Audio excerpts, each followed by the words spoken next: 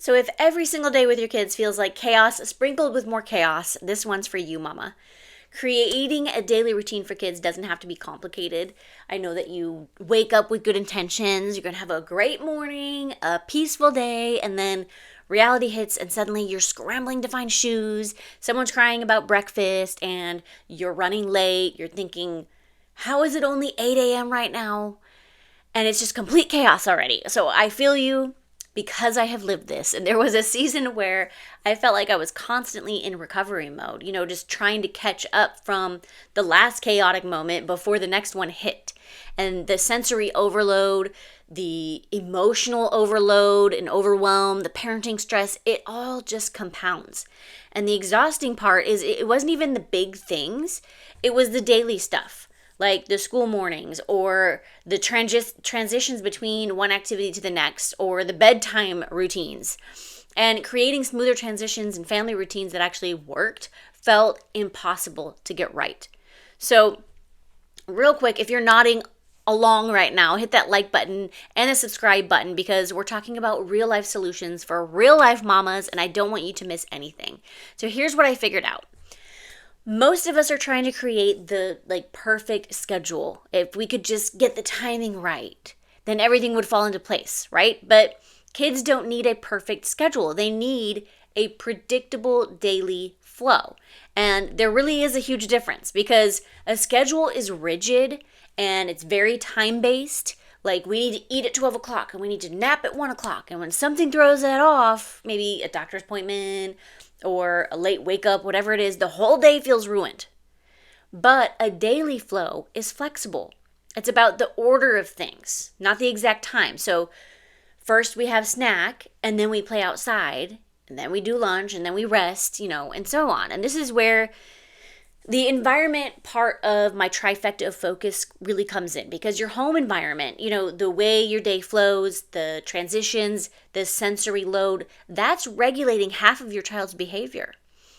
So when the environment feels chaotic to them, their nervous system stays on high alert and they're constantly asking in their head, maybe subconsciously, like, what's going to happen next? When are we eating?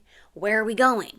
And that uncertainty shows up as clinginess or meltdowns or resistance. So let me give you an example from my house because we used to have the worst school mornings. Like every single morning was a battle.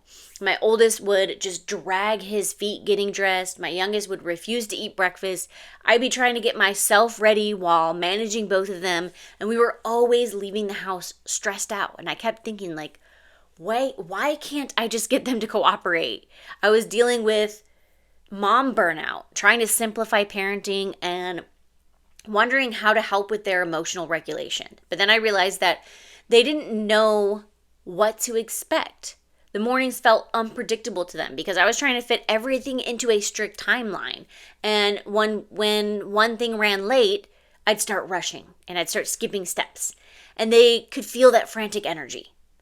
I needed an after school routine, a morning routine, any kind of part in these days. I needed a routine that actually supported emotional regulation for my kids.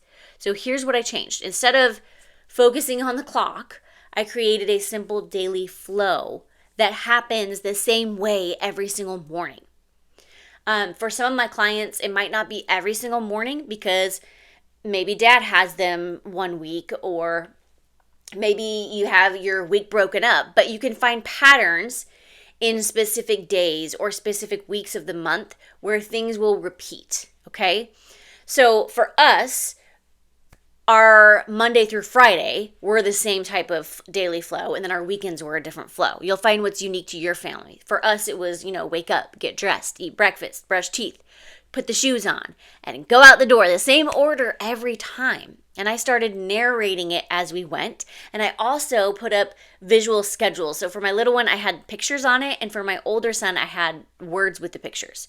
So I would narrate, okay, we're dressed. Do you know what happens next? Breakfast time. And it gave their brains a roadmap. It made it lighter.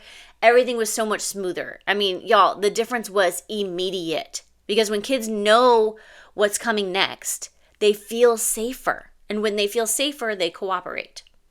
So let me give you a few quick sprout tools and tips that you can use to make this even smoother.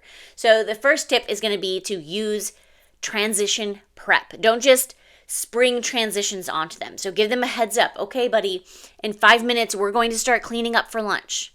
Then at 2 minutes, we've got 2 more minutes of playtime, and then it's time for lunch. This gives their brain time to shift gears, and it tells them what to look forward to after that. So you're giving them just a little countdown, and then you're telling them what they're going to be able to do next, okay? And then tip 2 is to create anchor points in your day. So these are like predictable moments that happen around the same time and in the same way each and every day. So for us, that was basically like food times, meal times, right? So breakfast, lunch, and dinner were usually around the same time every day. And these were our anchor points that we would kind of create our rhythm around. And that created a rhythm that their nervous system can rely on. So tip number 3 is to reduce sensory overload. And this one's huge, and so many of us miss it. If your home is full of toys, if your toys are just everywhere, right? Stuff is piled up, there's no designated spaces for anything, that visual chaos is so overwhelming to your child's brain and to you. You might not even notice how much it's stressing you out, okay? So try using flow bins and baskets to contain toys and create designated spaces like a calm down corner, or have a designated spot or basket for shoes and backpacks. Even small changes to reduce that visual and sensory load can make a massive difference. Now, tip number 4 is going to be to slow down at the end of the day. So this is something I learned the hard way.